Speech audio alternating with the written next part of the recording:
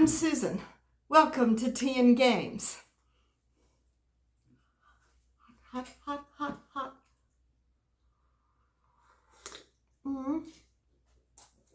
Tea today is Builders because I'm filming this rather early on a Monday morning and I need a good swift kick in the pants. But this past weekend, what we were drinking was salty caramel pumpkin black from Tea Runners and also Russian Caravan from Tea Runners. Because cooler weather, Russian Caravan is a nice smoky tea. But Builders is what I needed this morning. So, welcome to new subscribers and welcome to regular subscribers. And let me say, I am really surprised. We've got 105 subscribers right now. And you know, I kind of did that thing where I'm going like, oh, I wish I could get 100 subscribers before we hit the 1 year mark. So we hit the 1 year anniversary and on that day we got 100 subscribers. And what I thought would happen would be that y'all would all going like, oh boy, we made her hit that 100 mark. And then at the end of September, whoosh, you would like not all bail out, but I expected like the numbers would take a significant drop, but instead they kind of even went up a little bit. So that was like a really pleasant surprise. Astonishing is the word that comes most likely to mind. I'm going like, whoa. But anyway, I'm happy you're here joining me around the table. The table is not visible. I don't know. The camera setup is a little bit different every time, but I will hold stuff up to the camera so you will be able to see more than just me and Jack-o'-lantern here, my co-host today. Let me see if I can scoot him off to the side so I can get my notebook in here. In the probably vain hope that I won't forget stuff, I have a notebook. Which even that does not sometimes save me. So the past couple of weeks, and I've lost my tea. The past couple of weeks have been really busy around here. Elder dog is doing well. She's stable. We haven't had to make any changes in her meds. She's okay. For those of you who know that she had kind of a scary life or death kind of medical crisis, she's all right now. But, you know, I mean, she's an elder dog, so there's that. But she's frisky again. It's like, oh, yes, and may God have mercy on our soul. She's frisky again. Yeah, but anyhow, we have played a few Halloween games and one fall game in the past couple of weeks. I didn't make a video last week, but we had two the week before because the first one was really long and I had to cut it in half.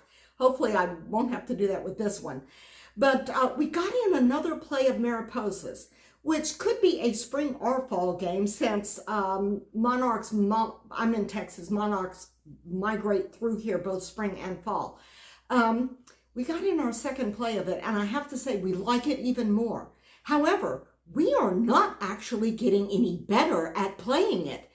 Our scores were almost the same as the first game. Usually the first game, it's kind of like the first pancake. It comes out a little wonky, and we have like really screwy scores, which is to say really bad scores, and, you know, and weird things happen during gameplay, but gameplay is good. It's smooth. We like it. It's a beautiful game. It's interesting. It's relaxing. It's puzzly. But then we get to scoring and we're thinking like, okay, I'm not going to make the same mistake I made last time. This time I will do much better. We're both vowing this. And Robert's strategy, I think I'm going to try next time. Though it actually didn't work out that well for him this time, but our scores were almost the same. My score was 2 points lower than the first game, and Robert's score was 1 point lower than the first game. So usually there's like a big change in the score between our first play of a game and the second play of the game, but I think I can safely say we have not yet optimized our play for Mariposas. And also, the same weekend we played Mariposas, I sold off my Tiny Epic Dungeon set.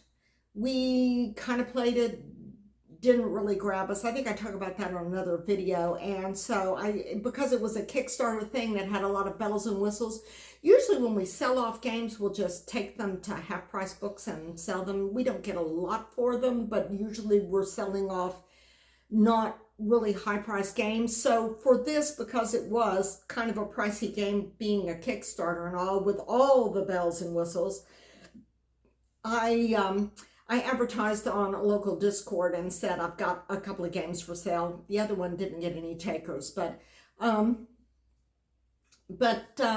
a local guy. We met halfway between him and me, and always safety first, kiddos.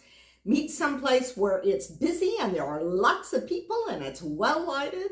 We actually met at a Sonic, like on the main drag of a town that was between me and him, and it was bustling. There were cars in and out and people walking around. They had picnic tables, so we could sit there at the table and take the game out and he could look at it and all, and he loves dungeon crawlers, and he did a little research on this and thinks he's gonna like it a lot. So I'm very happy.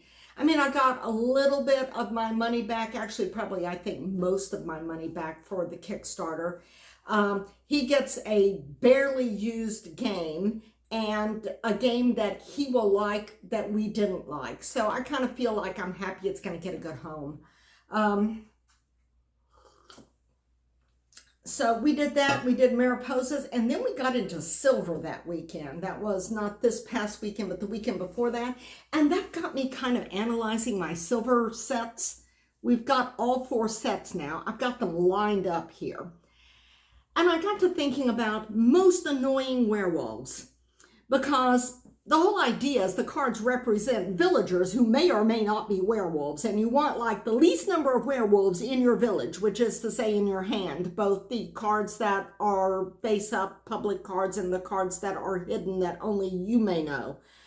But they all have different powers, and between the different sets, you can mix and match the numbers, like swap out the 4s for this set and the 6s for that set to make custom sets. Ours always, when we try to do that, they end up a little unbalanced because some of these sets have some fairly crazy cards in them. If you avoid too many of the crazy cards, then the set comes out kind of bleh. But the crazy cards are not our favorites. So I'm going to show you our least favorite cards in the 4 silver boxes. And there have been a lot of people who've done videos on their most favorite silver cards and ultimate silver deck. I'm going to show you the ones we don't like. And I will bet you that some of you watching this video will say, I like that card. That's one of my favorites. Because it's very idiosyncratic taste in cards. Okay, Silver Amulet, which is kind of like base silver, the first of the silver series. The card that we're kind of meh on in this deck. Overall, it's a pretty good, solid deck. If you're just starting with silver, it's not a bad place to start at all. I would not recommend something like Dagger for your first one, because Dagger is crazy. We don't like the 10s in most of the decks. The 10s tend to be incredibly annoying, which gives us a bit of a problem if we're putting together a custom deck, because you have to have 10s. This one, you take any card from the discard pile. This one is kind of meh. You may do it or may not. We usually don't, because if there's a card from the discard we want, we have already taken it. I think I might have used this once, and that might have actually been in a custom deck, which had different things going on. So that is the only card that we're not crazy about those 10s and Amulet. Now we get to Bullet. Bullet comes with this, which has a thing labeled deck and discard. Let me show you the Bullet box. Very alarmed looking gentleman there. And the reason why this one has a board in it is because one of the cards has you flip the deck over. So you no longer have a face down deck and a face up discard. So you need to be able to know whether you're drawing from the deck or from the discard. And this is the card that does it. And it is not one of our favorite cards. It is a cow. It is a flip the deck card. When you discard this, you flip the deck. Now, one of the interesting things, one of the things we like is not knowing what cards are what cards are where or who has what. Because if you're drawing from the discard, it's face up and it goes face up into your village. But if you're drawing from the deck, then it goes face down into your village because it's a face down card. But with the deck face up, everybody can see what everybody is drawing. Everybody can see the card when it goes into their village. So that whole, what is this card down here and what cards do they not have turned up over there kind of thing, it seems like it kind of sucks some of the life out of that whole mechanic, which is one of the interesting things. And of course, we don't like number 10. As a matter of fact, the count here is our all-time least favorite silver card, I think, because we really hate this card. Although now that I think about it, there's one in Dagger that I think we may dislike more than this, but this is definitely our least favorite 10 because you move 10 cards from the deck to the discard pile. And you may say, oh, that's no biggie. Yeah, but the deck also acts as a timer for the game. If you call for a vote because you think you have the least number of werewolves, then the game stops and, you do that. People take their last turn and then you see who has the least number of werewolves in the village. But if nobody calls for a vote, the round ends when the deck runs out. So if you've got 4 of these cards in the deck and you have to pull 10 cards out of the deck into discard, you go through that deck real fast. Now, mind you, some of these cards may be in people's hands and they may eventually discard them. They may be in their villages and they may discard them. Or if you're playing with less than 4 players, you deal out hands for the players that are less than 4, and then those cards are taken out of the game to sort of represent cards that other players might have.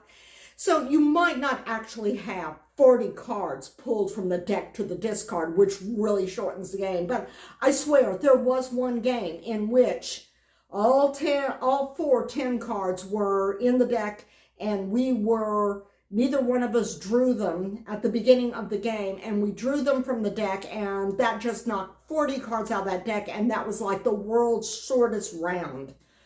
And of course, then you play another round, and again, it shortens. If you want a shorter than usual game of silver, then Bullet definitely has that potential with those 10s. We're also not crazy about the Gremlin, which is number 12. A lot of the higher level cards are not great because you don't want that many werewolves in your village. But this card is turned face up and added to any player's village. We tend to not like mean cards, but then at a certain point, but there are some kind of mean cards that I'm not putting in these things where you're like giving stuff to other players and it's okay, or you're swapping cards, and we're kind of okay with that. But the Gremlin is very annoying. The next silver deck is Dagger. And as you may have guessed from the cover, Dagger is odd. Dagger has a different feel to it than Bullet and Amulet. For one thing, Dagger has zombies.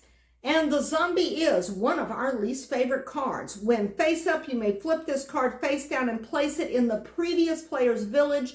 This card may never be placed on top of the discard pile.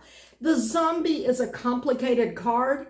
There is a full page of explanations in the rule book about how the zombie card works and what you can and can't do with the zombie card, and when the zombie card may be discarded and how the zombie card may be discarded. And aside from the fact that it is just a bad thing to have in your village, I mean, it's not a really high number card, but at the same time, it's just a bad thing to keep getting into your village. I mean, aside from that, it's just a pain in the neck. So we're not crazy about the zombie. And then, of course, the ubiquitous number 10 card. In this case, it is Renfield. You add the top card of the deck to the top of your private deck. That is another mechanic that the Dagger silver deck has, is that it has a private deck that you use in certain circumstances. And I've only found that the private deck was useful once. One card helped me from the private deck. So that private deck helped me like one time total. So it never seems to work out well with us. Perhaps if we were playing with more people, that, I don't know, maybe the card distribution would work out better. Okay, the other one we do not like from Dagger is number 11, change direction of play. This is not necessarily a bad card, and it would be a lot of fun perhaps with a lot of people, but for 2 players, it's kind of pointless. It just means that you discard it and you take an extra turn because play has changed. It's just, I don't know, it seems with a 2-player game, number 11 seems really very pointless. Number 13 is another one we do not like from Dagger. At scoring, if your sum equals 50, score 0 for your cards. 0 is the optimal score for this game because you don't want werewolves in your village. For all your cards, and the other players add 50 to their sum. But you have to have, at the time of scoring, at the end of the round, exactly 50 in your village. Which means that you have to be trying to hit 50 exactly for the entire game in order for this card to work. And you also need to have this card. And that's just really hard to do. I mean, if you're doing really badly, I mean, you are just really tanking. I mean, high numbers, high numbers, high numbers. I mean, you just got like werewolves all over the place in your village. Then, I mean, I could see if this is one of those cards thinking, well, maybe I should go for that because at this point in the game, it's just going to be too difficult for me to get my werewolves down low enough to win by the usual method. But this is really hard, and it strikes me as being just not a terribly useful card because it's only useful kind of in a 1 in a million situation. And then the 4th silver deck, which is the newest one we have, is Coin. And I got a surprise for you. It was kind of a surprise for us too. We like Coin pretty well. There are no cards we loathe in the Coin deck. Let me turn the page here. Yeah, the 10 in the Coin deck is the only 10 that we're actually pretty okay with. You view the top 3 cards of the discard pile, take or use the ability of one of them. So, I mean, this is different from the 10 where you're just taking something from the discard pile. In this case, you look at the top 3, and if there's a discard ability that you can or want to use, you can use that, or you could take the card into your hand, and you might say, well, you know, I mean, with the other discard, if you really wanted the discard, you would have already taken it, which was my complaint with the other 10. But the thing is, if you pull cards out, if you have matching cards, you can discard cards en masse, like two and 3 of multiples, and that gets the total number of werewolves in your village. You draw 1, discard 2 or 3, see, and if you play the numbers right, it can work out really well. So there are times when you might want to take a card out of discard that is not necessarily a low number, though I didn't do it that much with that other one, and I haven't done it that much with this one. Usually what we do is we find something with a really nifty discard ability and we use that instead. The other card we like, that's a pretty good card. This is something that is completely unique. Even though you are trying to get werewolves out of your village, there are no actual werewolves in your village. If you look really closely, let me look at the count card here. If you look really closely, I think he's got like little werewolves on his clothes.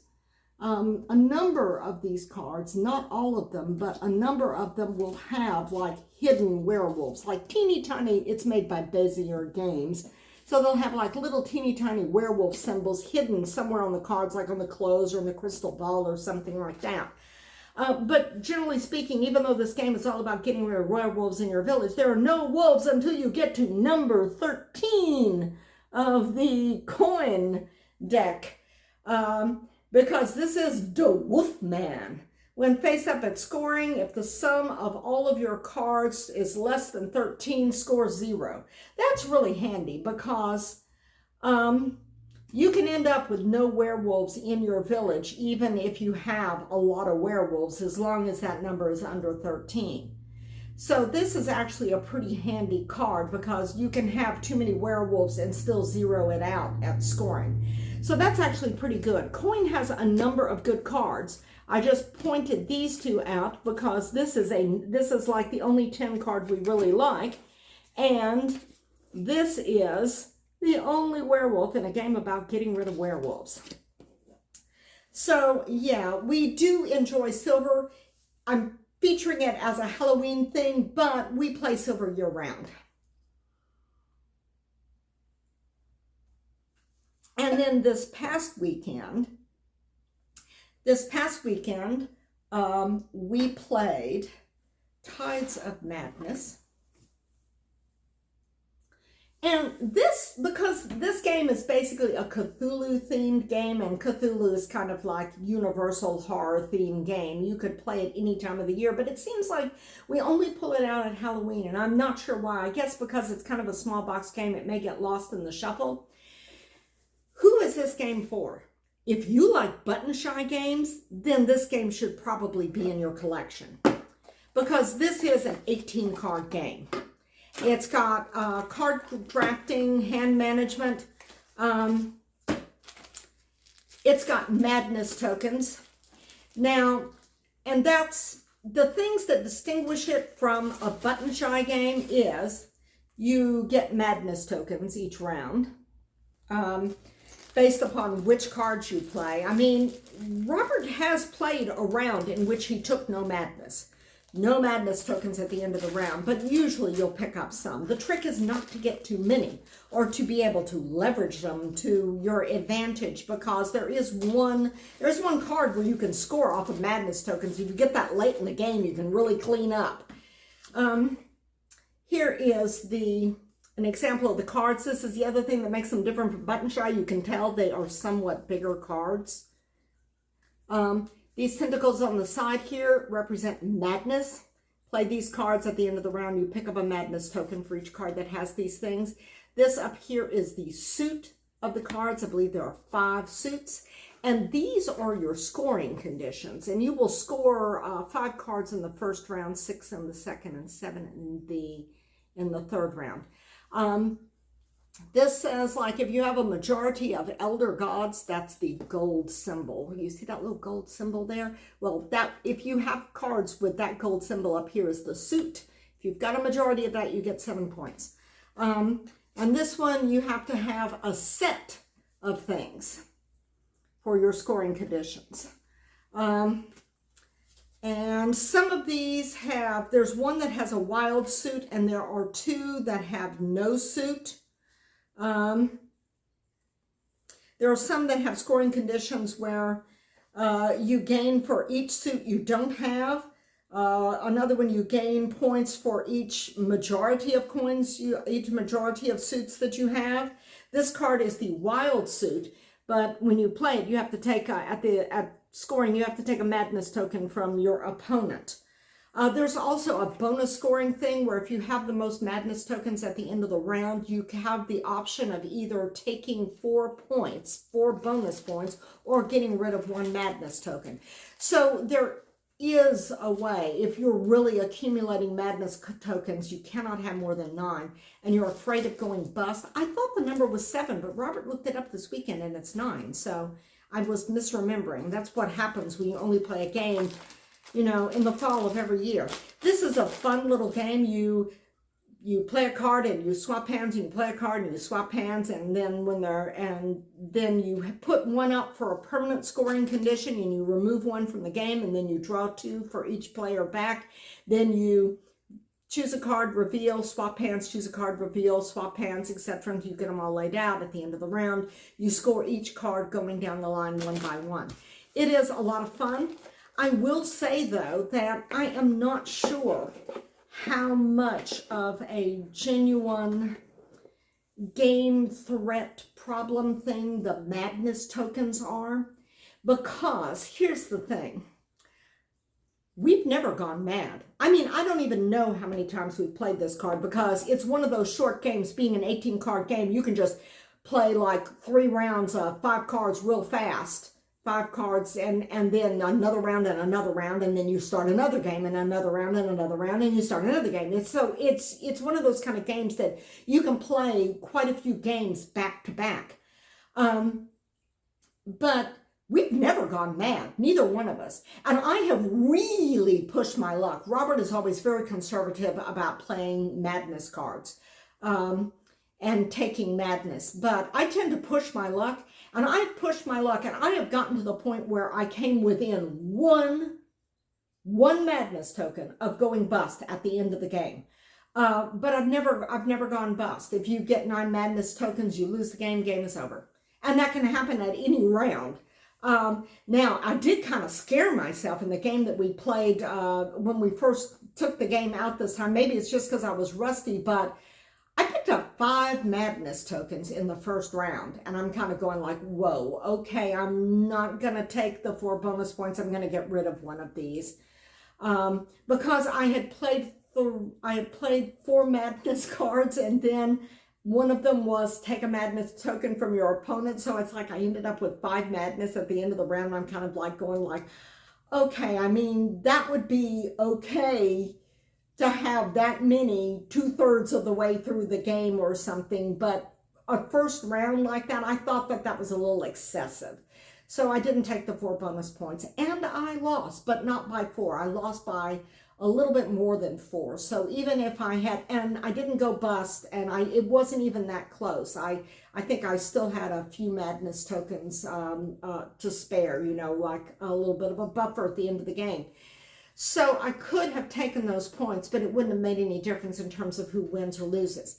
If you like button shy games and you are okay with the cards being slightly bigger, you're okay with very well done Cthulhian art and theme, and you are okay with the game having madness tokens instead of just cards, because most button shy games, a few of them have tokens, but most don't. I mean, and the ones that have tokens you have to provide, like your own little doodad to put on a card. But this one has madness tokens, has larger format cards, it has a Cthulhian theme and artwork. Yeah.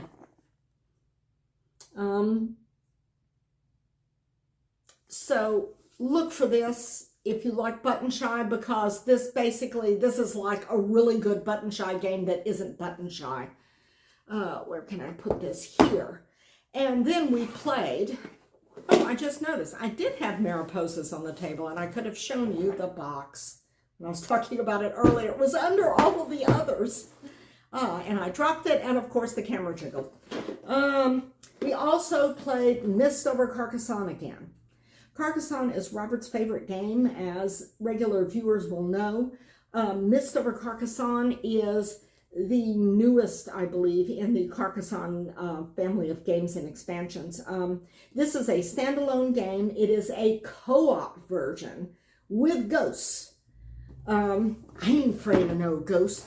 We played this when we got it last month, and we played it because it's a co-op. It has different levels of difficulty, and we played it at level 1 last time, and we won, and I thought, well, next time we'll need to play at level 2, but because it had been a month since we played it, and see, they've even got a spooky themed board. Ooh, nice artwork on the back too.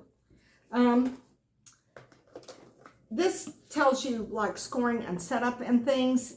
This goes up through level 6, so there are several levels that you can work your way up from. In the first level, in all of these levels, no, the first 1, 2, 3 levels, you will have 15 ghosts. In level 4, you will have, level 4 and 5, you'll have 13, and level 6, you will have 12. And that is your ghost supply. If you put all of them out, you are out of luck, because that loses the game. You cannot be overrun by ghosts and win. So the number of ghosts that you have to draw from is very important. So in the first 3 levels, you have 15. But in the first level, you don't play with all the tiles. You don't play with the castle tiles or the cemetery tiles. There are also 2 hounds. I don't know what they do. You don't play with the hounds in the first and second level. You don't get the hounds until level 3. And also, you see the wreath with the laurels? You have different number of points to win at each level. So yeah, it's really interesting. we played level 1 just to kind of refresh and make sure that we were okay with figuring out, you know, make sure we remembered how to play it. Specifically, make sure we remember the ways that you can get rid of ghosts. Because a lot of this game, part of it is going to be you're trying to score points to get to that winning point number. But you also need to be doing ghost management. And there are times where you may choose not to score a feature because you can remove ghosts instead. Likewise, there are times where you're going to be finishing a feature in order to remove the ghost from it, like a feature like a cloud bank. This game is visually messier than other versions of Carcassonne. And I want to mention this because I know that there are people out there that like things to be very matchy-matchy.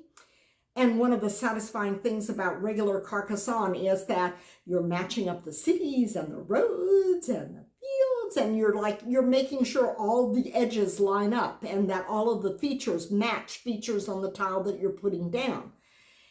In this one, you don't. Not always. You have to match cities and you have to match roads. But the mist can flow over fields, the book tells you.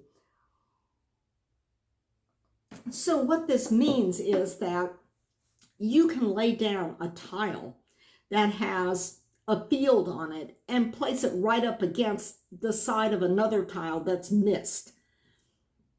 Now, what this means is you wouldn't be able to complete that mist bank and you would need some other way to remove the ghost from it. And there are other ways to remove ghosts.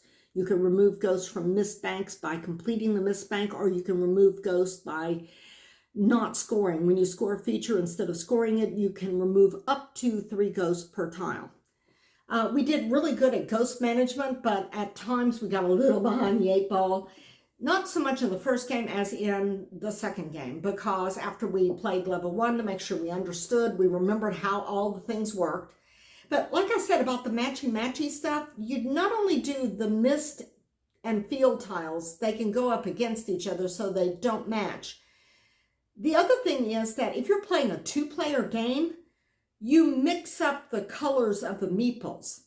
If you're playing a 2-player game, you have 6 meeples, which is more than a game with more players. I think the regular game is 5 meeples, but in order to do that, instead of just having more meeples, one more meeple in each color, they just tell you to get 3 meeples of one color and 3 meeples of another color.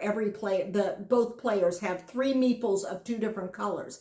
And that makes it a little confusing because you can double up on scoring, because this is a co-op game, if you share a road or share a city with another. Well, theoretically, I mean, with a regular game, that would be with another player. But because this is all co-op, and because in a 2-player game, it specifically says if it has another color meeple, 2 colors of meeple in the city, then when it's completed, you would score it double. Same thing for a road. So, I mean, in a 2-player game, we're never quite sure whether or not we should score that double if I've got 2 of my different colored meeples on the thing, or if Robert has 2 of his. But yeah, I'm not real sure about that. And what we did is he played hot colors and I played cool colors, because the last time we played, we kept getting confused about whose meeples were who, because there are 2 of us and there are 4 different colored meeples on the board. And like I said, the board also looks kind of messy because you have mist up against fields. I mean, we do try to close off mist to get rid of ghosts, but sometimes you just can't. But level 2 is significantly harder than level 1. When you add in those castle tiles and cemetery tiles, first of all, the castle tiles are cool. Castles function pretty much like monasteries in the regular base game. You complete like all of the tiles around them so that you have a block of 9 and you score that. So that's good. You can get a nice good chunk of scoring out of those. Even better with co-op, because you're going to be putting them all together. So, but the cemetery tiles are problematic. They make ghost management significantly harder. When you place a cemetery out, that cemetery is an open cemetery unless it has tiles on the four orthogonal sides, top, bottom, left, right. So, unlike the monasteries, you don't have to go all the way around. You can skip the corners, but you need 4 tiles in that kind of cross. Oh, it's a cross shape. Of course, the cemetery and a cross. That kind of makes sense. So once you get 4 tiles around the cemetery, then the cemetery is closed. And when the cemetery is closed, you can remove the ghost from the cemetery, but you bury a meeple. And you're going like, wait a minute, ghost in the cemetery? Yeah, this is what makes ghost management really difficult. After you place the cemetery tile, as long as it's open, meaning it doesn't have those 4 tiles on the side, every time you place a ghost anywhere on the board, you also have to put a ghost onto the cemetery. So let's say you're placing a mist tile that has 1 ghost on it, and you place it adjoining another mist tile that has ghost on it. So you place 1 less ghost in that case. And since it only had 1 ghost on it, you're thinking, I don't need to place a ghost. So that's good. And that means you don't place 1 on the cemetery. But if you're placing 2 ghosts, then those 2 ghosts are actually going to be 3 ghosts going onto the board, because you're placing the 2 on the mist, and then you're placing 1 on the open cemetery. And we had a cemetery that had a stack of ghosts about yay high before we were finally able to close it. And then, of course, when you close it, you remove the ghost from the cemetery, but then you bury a meeple on that. So then, as you are closing off the cemeteries, and there are 5 cemetery tiles, as you close the cemeteries, then you lose meeples. So you have fewer meeples to put out for scoring purposes. But it does, and it makes you accumulate ghosts onto the board faster than you would without the cemeteries, and you need 4 tiles in a specific position to get rid of the ghost. And if you get rid of the ghost, then you lose a meeple. You bury it in the cemetery. So we were not real happy about that. And we did get into a little bit of trouble on level 2, but we straightened ourselves out and we won. Cheers. We enjoyed it. It was a little bit tricky, because we had an extra thing to add to our ghost management and our meeple management with the whole cemetery thing. But castles really did help out a lot in terms of getting around that scoring board. So that's Mist over Carcassonne. It's got, I think, 6 levels I showed you on there. And this can also be played with different rules, obviously. It can be played as an expansion to regular base Carcassonne. So if you've got like Carcassonne, you can roll this into Carcassonne or Carcassonne with other expansions. And there's a set of rules for playing with this as an expansion, which we haven't even looked at yet. I think we're just going to keep playing it cooperatively until we start to consistently tank in terms of getting rid of the ghost and losing the game and things like that. I think the tiles also act as a timer, that you need to do this that you need to hit that score by the time you completely go through the tile stack, as well as you need to keep the meeples down. You need to do all this before the game ends and you have no more tiles to lay, and you need to hit that scoring marker. But it's not, I don't think it's not too bad at level 1 and level 2. I think it would be doable for most people, because after all, we did it. And we are not like the world's most brilliant board gamers. I mean, I never said we were good. I said we had a lot of fun playing board games, and we love playing board games. I never said that we were good at it. So anyhow, that's what we've been doing. Also, this past weekend, we got a Starfinder session. We played Starfinder at our local game store. The first game that we've been able to get that we didn't have to travel far for. We got at our local game store. It was a full table of 6. We had 2 games that we signed up for that were canceled out from under us due to nobody else wanting to play those games in that location. So we were not traveling for more games. But the local group is starting to do more games that span more levels, having more games at our local game store. They're going to have like one lower level game per month and then one higher level game per month. And that'll be good because people can start new characters from scratch and build them up, or newbies like me can come in and see, I'm level 2 now. Woo! And Sparky, my drone, is doing very well. He still has all 20 of his hit points. Yeah, he's got 20 hit points at level 2. I am so pleased. Nobody died in this one or came close to dying. We did very, very well. And my profession in this is archaeology, and I was actually able to use it because we met with a bunch of archaeologists. So that was like a pleasant surprise. I thought I knew that would come in useful if I chose that.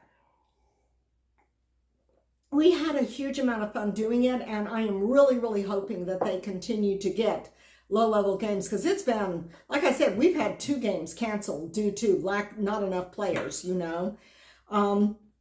So yeah, I'm really hoping that they keep doing that at our local game store, and at least until I can get leveled up to play some of those higher level games that they're doing. And I think that is everything. It's been fun sitting around the table chatting with you about games with my co-host here, Jack-O-Lantern. And I'll be back hopefully next week with more spooky season games. I will see you next time around the table. Y'all have a good